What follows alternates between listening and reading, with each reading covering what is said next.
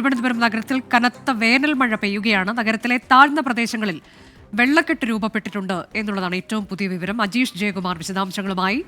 അജീഷ്, ഈ കടുത്ത വേനലിൽ തീർച്ചയായും മഴ ഒരു ആശ്വാസമാണ്, പക്ഷേ വെള്ളക്കെട്ട് രൂപപ്പെടാനും മാത്രം അത്ര കനത്ത മഴയാണോ? അനുജ, തലസ്ഥാനത്ത് ഇന്നലെ ഉച്ച മുതൽ ആണ് ഈ മഴ തുടങ്ങിയത്. ഇപ്പോഴും നിർത്താതെ മഴ പെയ്യുകയാണ്. ഇടവിട്ട് തിരുവനന്തപുരത്തെ പല സ്ഥലങ്ങളിലും ശക്തമായ മഴ തന്നെ ഉണ്ടായിരുന്നു. നഗരത്തിലും ഉണ്ടായിരുന്നു, ഗ്രാമങ്ങളിലും ഉണ്ടായിരുന്നു. നഗരത്തിലെ ചില താഴ്ന്ന പ്രദേശങ്ങളിലാണ് വെള്ളക്കെട്ടുണ്ടായത്. ഉള്ളൂർ, ശാസ്തമംഗലം പോലുള്ള സ്ഥലങ്ങളിൽ ചിലയിടങ്ങളിൽ വെള്ളക്കെട്ടുണ്ടായിരുന്നു. പക്ഷേ വീടുകളിലകത്തൊന്നും വലിയ രീതിയിൽ അത് ബാധിച്ചിട്ടില്ല.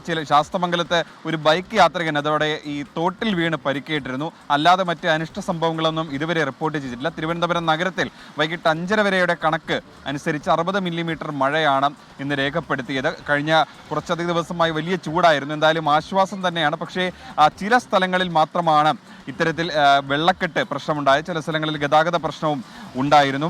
അരുവിക്കര ഡാമിൻ്റെ വിഷ്ടപ്രദേശത്ത് കനത്ത മഴ ഇന്നലെ മുതൽ ഉണ്ടായിരുന്നതുകൊണ്ട് അവിടുത്തെ 5 ഷട്ടറുകളും 10 സെൻറ്റിമീറ്റർ ഉയർത്തിയിട്ടുണ്ട്. ഡാമിൻ്റെ ഈ ആറിൻ്റെ തീരത്തുള്ളവർക്കും ജാഗ്രതാ നിർദ്ദേശം നൽകിയിട്ടുണ്ട്. അടുത്ത 3 മണിക്കൂറിൽ കൂടി അതിശക്തമായ മഴ തുടരുമെന്ന് തന്നെയാണ് കാലാവസ്ഥാ നിരീക്ഷണ കേന്ദ്രം മുന്നറിയിപ്പ് നൽകുന്നത്. ഇന്നും നാളെയും തിരുവനന്തപുരം, കൊല്ലം ജില്ലകളിൽ മഴ മുന്നറിയിപ്പുമുണ്ട്.